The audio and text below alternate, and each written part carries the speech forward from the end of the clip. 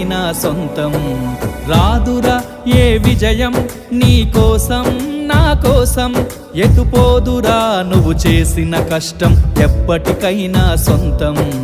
కాలంతో పయనించేవాడికి కానిది ఏముంది, సాధనతోనే సాధ్యమవ్వునని సదాశయంతో సాగర ముందుకు. రాదురా ఏ విజయం నీ కోసం నా కోసం, ఎటుపోదురా నువ్వు చేసిన కష్టం ఎప్పటికైనా సొంతం.